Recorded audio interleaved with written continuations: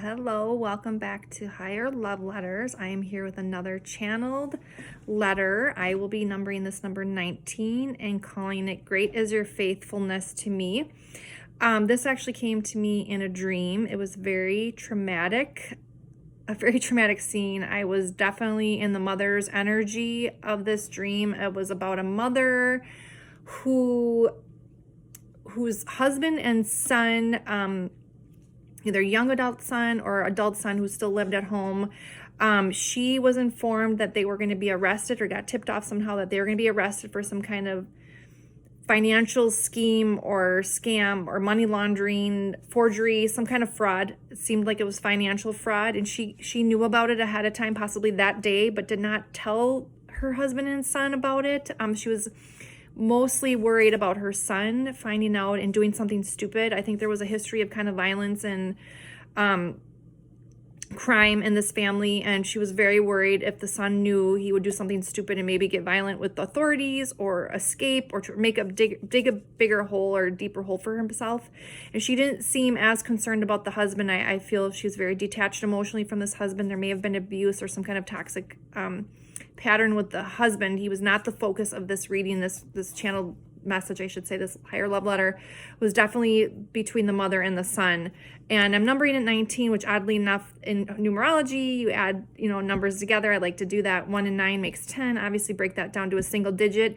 10 is also a 1. So it's the end of a cycle and a new beginning. This was ended very beautifully in the end, but it was really intense. The scene I saw, I had the awareness that the mother knew, and she knew the authorities were coming to take the husband and the son. Seemed like in the middle of the night, the two of them were sleeping. So the son was young enough to be sleeping under the same roof and everything, but she was concerned because he was at the age where he could be tried as an adult. And again, the exact type of crime is not that important, but it seemed like some kind of financial thing, but it possibly could have been some other kind of crime, drugs or stealing cars, or I don't know. That's not really that important. But what is important that you'll resonate for this, or maybe somebody that you know, is that the husband and the son were then picked up in the middle of the night by the police, and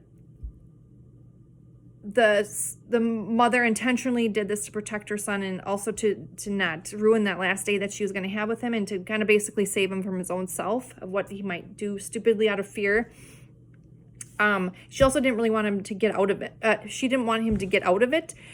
He needed to kind of have this fall and to get out of this toxic crime life, possibly in their neighborhood or with the family or with her husband, his dad. She wanted to basically protect him from himself, it seemed like.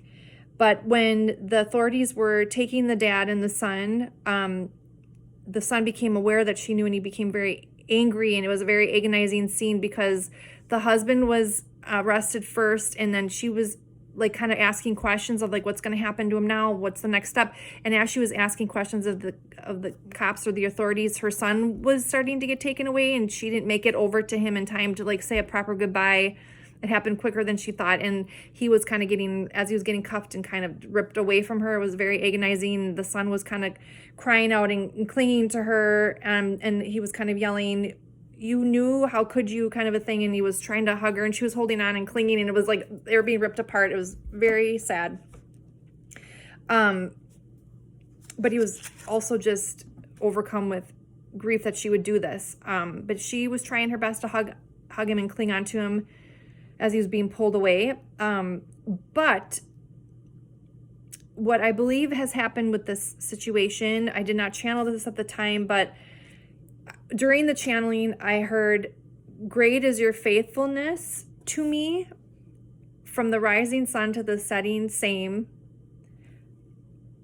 It's supposed to be, "I will praise your name" in that song, but I heard, "From the rising sun to the setting, same, you remain the same." So it's a Christian song, but I feel like that's what has transpired, the emotions that have transpired over time in this scene. The son realizes after some time, apart from her, that her love and sacrifice for him saved him from himself, And the memory of her keeps him going and has restored his faith and hope. And again, is a new beginning for him. End of an old toxic cycle of probably a lot of traumatic things, doing a lot of traumatic things, and just low vibrational, fear-based energy into a new season of hope and faith and renewal. And then I heard sometimes God's love is at the end of our own arms. So he sees that what she did for him in her unconditional love and what she sacrificed for him and what she had to do in that moment, as hard as it must have been for her, he sees it, the light. He sees the truth of the situation, and he sees the higher love in this situation, and he just is reaching out to the ethers to release this to her, to bring healing back to their soul bond, because I truly believe that the soul lives on and energy can really never die between people or groups of people. It can only be transformed and healed, and that is what is happening here. And it was some time after the fact, checked in with some questions and got a little bit more details. I do believe that he spent time behind bars, but it was less than 3 years, and possibly because of his age, he might have been, kind of saved a little time from just being a juvenile. But after he got out of jail, he refused to see her. He was still very mad at her that she did that, because he did not understand.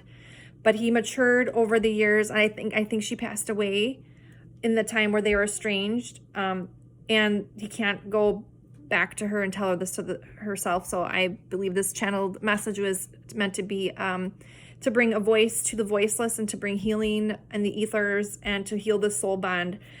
He wants her to know this information so that she has peace in her soul, and he knows the truth, and he's not mad at her, and he wants to return back to unconditional love with her. Wow, so really beautiful.